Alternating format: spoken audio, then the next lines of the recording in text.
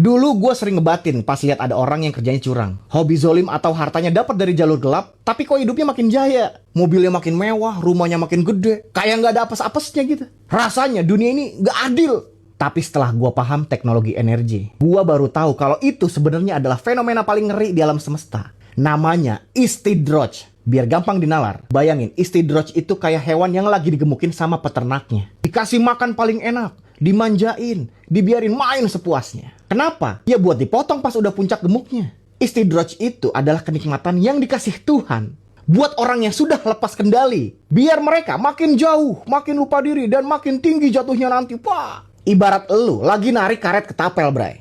Makin jauh lu tarik ke belakang, makin banyak hartanya nih ceritanya.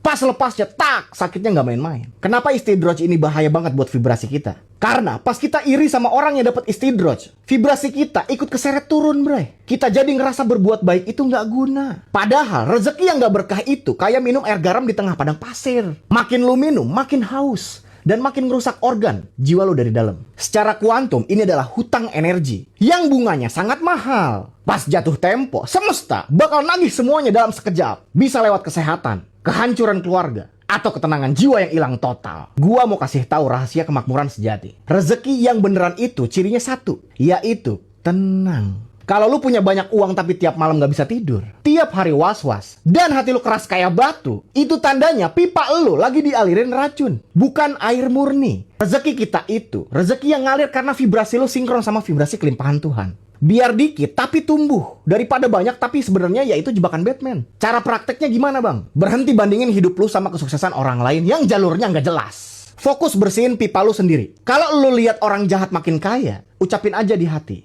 ya Allah, semoga dia cepat sadar sebelum ketapelnya lepas. Tetap di jalur yang benar, tetap sedekah, dan tetap jaga vibrasi tinggi. Pas lu udah menetap di frekuensi yang tepat, rezeki yang datang ke lu itu bakal jadi berkah yang bikin lu makin dekat sama Sang Pencipta, bukan makin jauh. Ingat, bray, kita di sini lagi nyiapin buat transisi besar. Kita butuh fondasi yang kuat, bukan cuma poles luar yang keropos dalam. Jangan sampai lu ketipu sama madu istidroj yang sebenarnya isinya racun. Yuk kita bangun kekayaan yang beneran nyata dan abadi dari dalam diri kita masing-masing. Kalau lu cocok sama penjelasan gua, lu bisa denger semua video gua dari nol. Karena semuanya gua buat berurutan dan narasinya connect satu sama lain. Gua minta tolong buat dukung gua, pencet tombol-tombol baik yang ada di kanan layar lo. Komen apapun yang lu pikirin sekarang. Kalau lu dukung gua begitu, video ini bakal nyebar dengan sendirinya. Tujuannya biar suara gua bisa kedengeran sampai ujung warkop di dekat rumah lu, bray. Terima kasih.